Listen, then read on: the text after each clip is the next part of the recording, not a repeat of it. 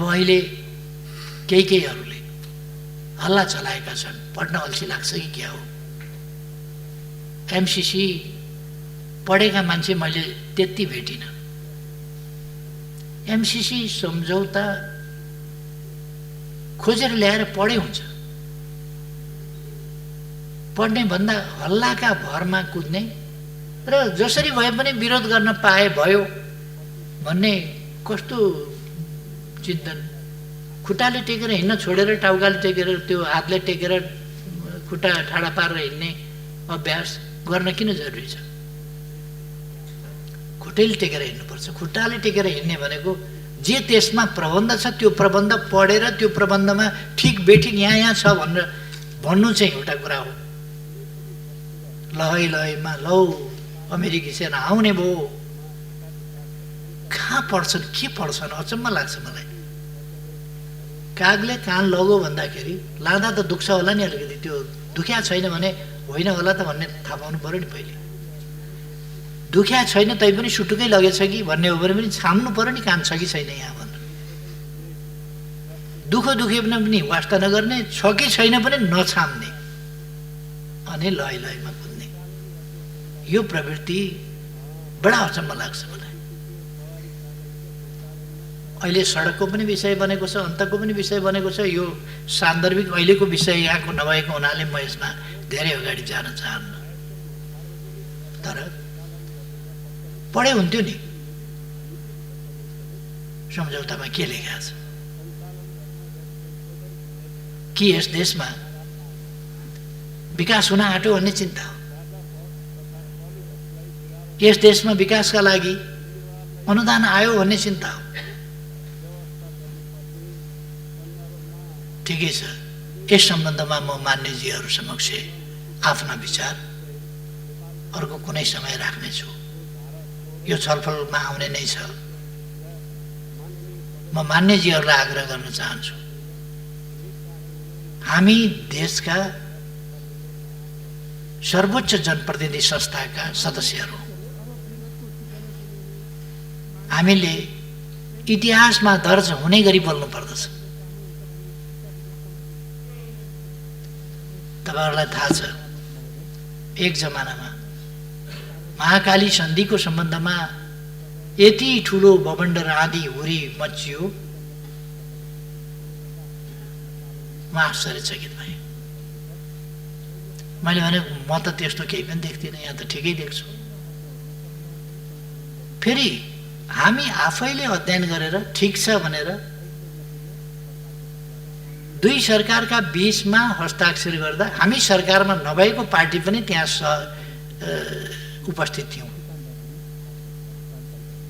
र हाम्रो नेतृत्व वर्ग त्यहाँ उपस्थित थियो र यो गरौँ त सही गरौँ, ठिक छ, तपाईहरुको पनि मन्जुर छ, प्रतिपक्षको पनि मन्जुर छ भन्दा मन्जुर छ। प्रणब मुखर्जीले हस्ताक्षर गर्ने बेलामा फेरि 3-4 पल्ट पहिले सोधिसकेर हस्ताक्षर गर्ने बेलामा कलम समातेपछि तो मैं साइन कर लूं सोधे थे। हाँ ठीक है कीजिए भनेपछि उनले साइन गरे। पछि हाँ ठीक है कीजिए भन्ने साथीहरू बुर्क उफ्रिया देखेपछि मैले अलिकति कडा शब्द प्रयोग गरेका थिएँ। त्यति बेला हामीले कहीँ गाँजा भाङ धतुरो केही त खाएको थिएन होला। हाम्रो जस्तो देश चलाउने तहका मान्छेहरू, नीति नियम र कानुन बनाउने तहका मान्छेहरूले देशलाई सर्वोपरि राखेर विचार गर्न पर्दछ। फेरि पनि हरेक विषयमा पक्ष विपक्ष आरोप प्रत्यारोपको विषय होइन, हाम्रा भनाइहरू इतिहासमा दर्ज हुनेछन्। त्यसकारण अहिले संविधान जसरी सर्वसम्मत ढङ्गले संशोधन भएको छ, यो यस संसदको इतिहासको गौरवको कुरा हो, नेपाली हुनुको गौरवको कुरा हो, राष्ट्रियताको प्रश्नमा नेपालको एकताको गौरवको कुरा हो। हो त्यस्तै गौरवका विषय हुने गरी हाम्रा अभिव्यक्तिहरू पढेर अध्ययन गरेर हेरेर भोलि फरक नपर्ने गरी हाम्रा नाति नातिनीका पालासम्म फरक नपर्ने गरी त्योभन्दा पछिसम्म पनि फरक नपर्ने गरी यी इतिहासमा हेरिने विषय बन्छन्। म मान्यजीहरूको ध्यान आकर्षण गर्न चाहन्छु, इतिहासमा हेरिने विषय बन्छन्। त्यसकारण हामीले संसदमा बोल्दा कहिले के कुरा बोलिराखेका हुन्छौँ। म स्मरण गराउन चाहन्छु, संसदका सबै अभिव्यक्तिहरू रेकर्डेड छन्। हिस्ट्रीले फेरि रेकर्ड उदिन्छ। अस्ति भर्खर मैले एउटा अनलाइनमा हेरेँ, 53 सालमा मैले कालापानीको सम्बन्धमा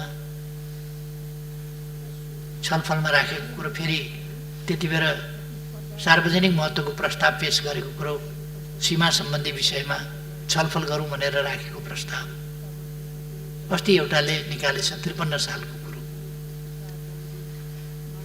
मलाई धेरै गाली गर्न सकिन्छ, तर मेरो अभिव्यक्तिमा कहीँ कतै चुकेको कुरो कसैले निकालिदियो भने धन्यवाद दिन्छु। इतिहास खोज्न गए हुन्छ। 55 वर्ष भयो मैले राजनीति गरेको, यो 55 वर्षको इतिहास खोज्न गए हुन्छ। खोजेर एउटा शब्द कहीँ त्रुटिपूर्ण निकालिदिए हुन्छ। 48 सालदेखि म संसदमा छु। संसदमा बोलेका कुराहरूको त्रुटिपूर्ण भनाइ, देशहितको विरुद्धको भनाइ, जनताको हितको विरुद्धको भनाइ, सत्ता पक्षमा हुँदा होस् प्रतिपक्षमा हुँदा होस्, मैले प्रतिपक्षको हिसाबले सत्ताको आलोचना गर्नुपर्छ भनेर त्यसरी बोल्ने गरेका थिएन, छैन। त्यसकारण म भन्छु कि त्यसरी निकालिदिनु भए हुन्छ, यदि कसैले सक्नुहुन्छ भने। त्यो सम्भव छैन। अस्ति कसले निकालेछ फेरि, यो 53 सालमा मेरो नेतृत्वमा एउटा आयोग बनेको थियो। त्यस आयोगले प्रतिवेदनै दिएको छ। त्यस प्रतिवेदनमा लिम्पियाधुराबाट निस्किएको काली नदी सिमाना हो। त्यसभन्दा पूर्वका, उत्तरका पूर्वका लिम्पियाधुरा, लिपुलेक, कालापानी नेपालका भूभाग हुन् भन्ने कुरा त्यस प्रतिवेदनमा पनि लेखिएको रहेछ, जसमा मैले हस्ताक्षर गरेको छु। यो त 53 सालमा पनि लिम्पियाधुरादेखि भनेको रहेछ, आज मात्रै होइन। महाकाली सन्धिको समयमा पनि मेरो भनाइ कसलाई मन परेन र के भन्यो भन्ने कुरा होइन, लिखितै प्रमाण कसैले खोजेर निकालेछ, धन्यवाद छ। लिम्पियाधुरादेखिकै भूमि नेपालको हो भनेर त 53 सालमा नै मैले प्रतिवेदन बुझाएको रहेछु, हस्ताक्षर गरेको रहेछु। त्यसकारण मेरो आग्रह छ, हाम्रा बहसहरू तदनुसारकै इतिहासमा सत्य साबित हुनुपर्दछ, सेन्टिमेन्टका कुरा होइन। हामीसँग हाम्रो परराष्ट्र नीति हुनुपर्दछ, हामीसँग लगानी नीति हुनुपर्दछ, हामीसँग अनुदान कस्ता स्वीकार्ने अस्वीकार्ने ती नीति हुनुपर्दछ। हामीले बोल्दाखेरि यस्ता कुराहरू सबैको सुस्थिर विश्लेषणका साथ बोल्नुपर्दछ। त्यतापट्टि म साथीहरूको ध्यान आकर्षण गर्न चाहन्छु। र विचार राख्न, देश र जनताको हितको पक्षमा अध्ययनका निष्कर्ष र विचार राख्न हिचकिचाउनु हुँदैन, हिचकिचाउनु पर्दैन। त्यो स्वतन्त्रता हामीलाई छ। विचार छलफलका लागि पार्टीले निषेध गर्दैन, व्हिप लगाउँदैन। कमसेकम मैले नेतृत्व गरेको पार्टीको कुरा म गर्छु। छलफलका लागि निषेधित व्हिप जारी गर्दैन। कहिले कहिले मतदानका लागि व्हिप जारी गर्न सक्छ। कहिले कहिले त्यो पनि गर्दैन। जे होस्, म मान्यज्यूहरूलाई धन्यवाद भन्न चाहन्छु। यस दिशामा हामीले हाम्रो संसदलाई, सिङ्गो संसदलाई, सिङ्गो सङ्घीय संसदलाई, त्यो प्रतिनिधि सभा होस् वा राष्ट्रिय सभा, यसलाई गरिमामय, जनताको नजरमा विश्वसनीय, अत्यन्तै फलदायी, देश र जनताका हितमा साँचो अर्थमा सजग ढङ्गले उभिने संस्थाको रूपमा अगाडि लानुपर्छ र म मान्यजीहरूको जुन प्रयास छ त्यसलाई धन्यवाद भन्न चाहन्छु र आफ्नो भनाइ टुङ्ग्याउँछु। धन्यवाद।